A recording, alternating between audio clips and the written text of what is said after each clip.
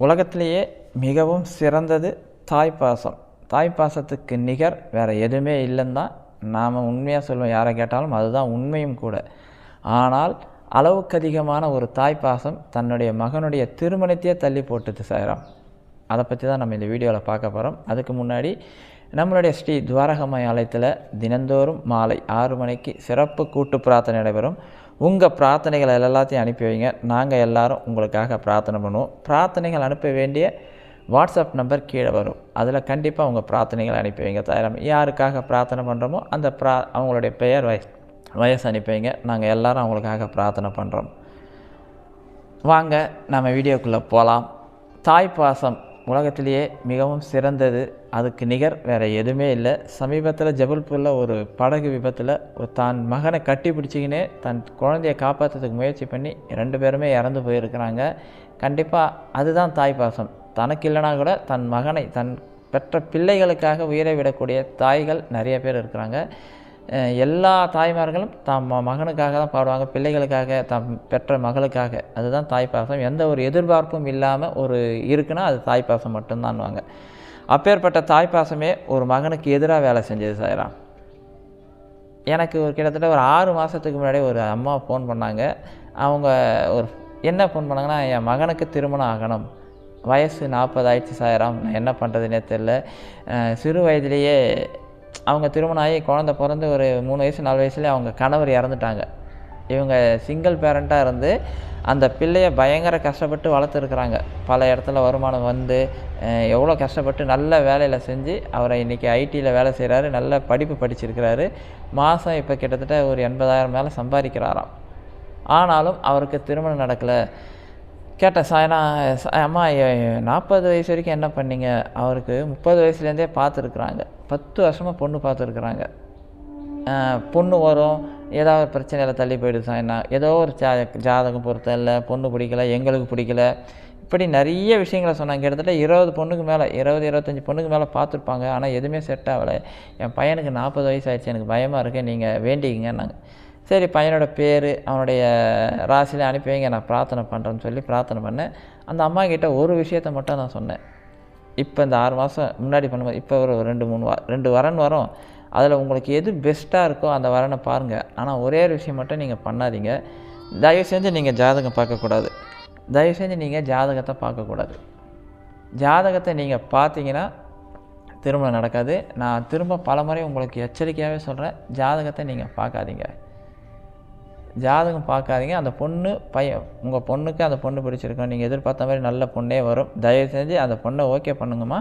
இல்லைன்னா எனக்கு சந்தேகம் வந்தால் எனக்கு கேளுங்க, நான் உங்களுக்கு நான் பண்ணலாமா வேணாமான்னு சொல்கிறேன்னு.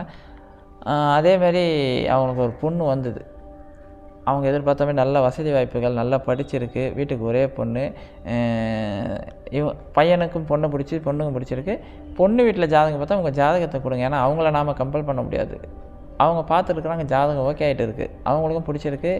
இந்த பேச்சுவார்த்தைலாம் நடக்கும்போது 3 மாதத்துக்கு முன்னாடி எனக்கு திரும்பி ஃபோன் பண்ணுறாங்க.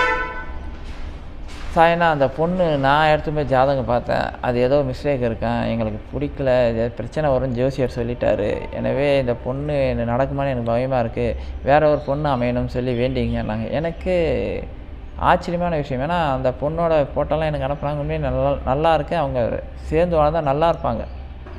ஏன் இந்த அம்மா திடீர்னு இவ்வளோ பெரிய ஷாக்கான நியூஸை சொல்கிறாங்க? நான் ஜாதகம் பார்க்க வேணாம் தான் சொன்னேனே, ஏமா பார்த்தீங்கன்னா? இல்லை சார், இருந்தாலும் மனசு கேட்க மாட்டேது, ஜாதகம் பார்த்தா ஜாதகம் சொல்லிட்டாருன்னு. எனக்கு அதில் ஒரு சின்ன ஒரு நெருடல் இருந்துகிட்டே இருந்தது. நம்ம பாபா முன்னாடி உட்காரும்போது தான் சில விஷயங்கள் பாபா நமக்கு உணர்த்தும் போது இந்த பிரச்சனை பொண்ணு ஜாதகத்திலலாம் இல்லை, எங்கேயோ தப்பு நடக்குது சொல்லி உங்கள் பையனுடைய நம்பர் கொடுங்கம்மா, நான் சில விஷயங்களை அவர்கிட்ட பேசணும்னு சொல்லி அவங்க பையனோட நம்பர் வாங்கி நான் பையன்கிட்ட பேச ஆரம்பித்தேன். பையன்கிட்ட பேசும்போது அவர் சொன்ன சில விஷயங்கள் அதிர்ச்சிகரமான விஷயமா இருந்தது. நான் நினச்சது கரெக்டாக அப்படியே சொன்னார். நீங்கள் எத்தனையாவது பொண்ணு பார்க்குறீங்க, இந்த பொண்ணு உங்களுக்கு பிடிச்சி? உண்மையிலே பிடிச்சி சார், நான் ரொம்ப ஃபேமிலியும் நல்லாயிருக்கு, எனக்கு நாங்களும் அவங்க 2 பேரும் ஃபோனில் பேசணும், அவங்க எங்களுக்கு ஏற்ற மாதிரி வராங்கன்னொன்னே அதுக்கப்புறமா தான் சில விஷயங்களை நான் அவருக்கு சொல்ல புரிய வச்சேன். இந்த திருமணம் கண்டிப்பாக நடக்கணும். நீங்கள் 2 பேரோட ஜாதகத்தை தனியாக எடுத்து போய் உங்களுக்கு தெரியாத ஒரு இடத்துல ஒரு நல்ல ஜாதகத்தை பாருங்கன்னொன்னே அவர் பார்த்துட்டு வந்து சொன்னார், 2 ஜாதகம் நல்லா பர்ஃபெக்டாக பொரிஞ்சிருக்குன்னு தான் அவர் பார்த்தபோது. அப்புறமா தான் அவர்கிட்ட சில விஷயங்கள் சொன்னேன். சாய்ராம், உங்கள் அம்மா உங்கள் திருமணத்தை நடத்த வேணான்ற ஒரு முடிவோடு இருக்கிறாங்க. காரணம் என்னென்னா, அவங்க மனசுக்குள்ளே ஒரு பயம் இருக்குது. தான் பையன் திருமணம் ஆகிட்டா நம்மளை விட்டுடுவானோ, ஏன்னா அவங்களுக்கு வேறு ஆதரவு இல்லை. தான் பையன் திருமணம் ஆனால் மனைவி பேச்சை கேட்டுட்டு போயிடுவானோ, இல்லைனா பொண்டாட்டி பேச்சை கேட்டுட்டு நம்மளை வெட்டிடுவானோ, இந்த பயம் அவங்க மனசுக்குள்ளே ஆழமாக பதிஞ்சிருக்கு. அதனால தான் ஏதோ ஒரு விஷயத்தை தள்ளி தள்ளி போடுறாங்க. அதுதான் உண்மை. உங்கள் அம்மாவுக்கு நீங்கள் அதை புரிய வைங்கன்னு. அப்புறமா சில விஷயங்கள் அவர் எனக்கு சொன்னார். ஆமாம் சாய்ராம், நாங்கள் நிச்சயதார்த்தம் வரைக்கும் போச்சு. அம்மா ஒரு சின்ன காரணத்துக்காக அந்த நிச்சயதார்த்தையே நிறுத்திட்டாங்க. ஒரு சின்ன விஷயத்துக்காக நிறுத்திட்டாங்க. சில பேச்சுவார்த்தைக்கு அவங்க வீட்டுக்கு வந்தாங்கன்னா அவங்க மூஞ்சை தூக்கி வச்சு, பொண்ணு வீட்டிலேருந்து யாராவது வந்தால் அவங்க மூஞ்சை தூக்கி வச்சுன்னு சரியாக பேசாமல் இருக்க மாட்டாங்களாம், இல்லை கோபமாக பேசி அனுப்புவாங்களாம். அவங்களுக்கு பிடிக்காத மாதிரி சில விஷயங்கள் நடந்திருக்கு. அப்போல்லாம் எனக்கு புரியல, சில விஷயங்கள் இது உண்மையாக கூட இருக்குமான்னு. அதுதான் உண்மையும் கூட. நீங்கள் உங்கள் அம்மாவுக்கு தெளிவாக புரிய வைங்க. இந்த திருமணம் நடந்தே ஆகணுமா, இந்த திருமணம் நடந்தால் தான் நமக்கு நல்லது நடக்கும், கடவுள் சொல்லிட்டாரு. எனவே நான் இந்த திருமணத்தை நடத்த போகிறேன். உங்களுக்கு ஒரு உறுதிமொழி தரேன். திருமணம் ஆனால் எந்த காரணத்தை முன்னிட்டும் நான் உங்களை விட்டு போக மாட்டேன். என் மனைவி பேச்சை மதித்து நடந்து உங்களை விட்டு பிரிஞ்சிடும் நீங்கள் மனதால் கூட நினைக்காதீங்க. ஒருபொழுதும் நான் அந்த தவறை செய்ய மாட்டேன்.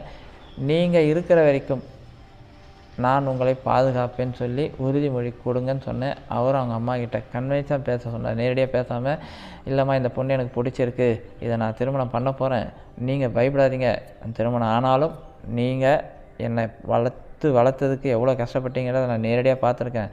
ஒருபோதும் நான் உங்களை விட்டு நான் பிரிய மாட்டேன். என் மனைவி பேச்சை கேட்டாலும் இல்லை, நான் கடவுள் மேலே சத்தியமாக சொல்கிறேன், உங்களை விட்டு பிரிய மாட்டேன் சாய்ன்னு சொல்லி அவர் அந்த விஷயங்கள்லாம் பேசி, அதுக்கப்புறமா நான் அந்த அம்மா கூட ஃபோனில் பேசினேன். அவங்களுக்கு இருந்த அந்த பயத்தை கொஞ்சம் போக்கி, இந்த வியாழக்கிழமையில் அது போன வியாழக்கிழமை சிறப்பாக போன வியாழக்கிழமை தான் நினைக்கிறேன், அவங்க 2 பேருக்கும் திருமணம் நல்லபடியாக நடந்து முடிஞ்சது சாய்ராம்.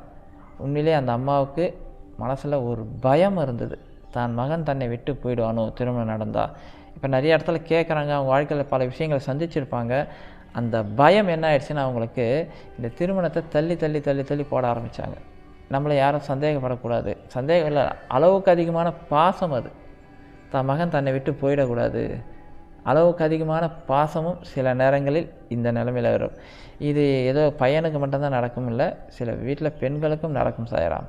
பொண்ணுக்கு திருமணம் நடக்கவே நடக்காது, ஏதோ ஒரு காரணம் சொல்லி தள்ளி சொல்லி தள்ளி போடுவாங்க. இது உங்களை அறியாமல் நீங்கள் செய்கின்ற அளவுக்கு அதிகமான பாசத்தால் செய்கின்ற தாய் செய்கின்ற இந்த பிரச்சனை. இதே அவங்களுக்கு ஒரு கணவர் இருந்தாலும் இந்த பிரச்சனை வந்திருக்காது. ஏன்னா கணவர் கூட இருக்கிறா, நமக்கு பாதுகாப்பாக இருப்பார், பையனுக்கு திருமணம் நடக்கணும்னு சொல்லி ஒரு முயற்சி எடுத்துருப்பாங்க. ஆனால் கணவர் இல்லை, நம்மளை சுற்றி பாதுகாக்க யாரும் இல்லை, தான் பையன் மட்டும்தான்னும் போது இவங்களுக்கு தெரியாமையே அந்த விஷயத்தை இவங்க பண்ணியிருக்கிறாங்க. அதுதான் உண்மையும் கூட. எனவே பெற்ற தாய் அளவுக்கு அதிகமான பாசம் வைக்கிறதுனால சில சிக்கல்களை சந்திக்கிறீர்கள். இந்த வீடியோ பார்த்த சில தாய்மார்கள் தான் பையனுக்கு ஏன் திருமணம் நடக்கலை, ஏன் பொண்ணுக்கு திருமணம் நடக்கலை என்பதை நீங்கள் மனசார உணர்ந்து பாருங்கள். கண்டிப்பாக திருமணம் நடக்கும். அதேமாதிரி ஜாதகம் ஜோசியெல்லாம் ஒரு குறிப்பிட்ட தான், அதுக்கப்புறம் பார்க்காதீங்க. ஏன்னா நல்ல ஜாதகம் இருக்கும், ஆனால் பையன் நான் கெட்டவனாக இருந்தாலும் நீங்கள் கல்யாணம் பண்ணி கொடுப்பீங்க, கண்டிப்பாக கொடுக்க மாட்டீங்க. அப்போ ஜாதகம் பொய்யாகுதுல்ல. இந்த ஜாதகம் சேர்த்து வைங்க, ரொம்ப சிறப்பாக இருப்பாங்கன்னு பார்த்தா 6 மாதத்துலேயே டைவர்ஸ் ஆகி போகிறவங்க நிறைய பேர் இருக்காங்க. இப்போ ஜாதகம் ஜோசியெல்லாம் நம்பினீங்கன்னா அது பெரிய சிக்கலில் உங்களை சேர்த்துடும்.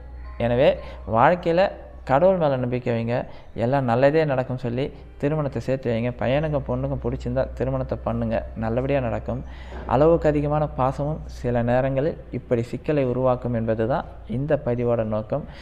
அப்பாவோட ஆசீர்வாதம் நமக்கு எல்லாருக்கும் கிடைக்கணும். கண்டிப்பாக உங்கள் வாழ்க்கையிலும் பாபா ஒரு புதிய அதிசயத்தை செய்யணும். உங்களுக்காக நான் பிரார்த்தனை பண்ணுறேன் சாய்ராம். ஓம் சாய்ராம்.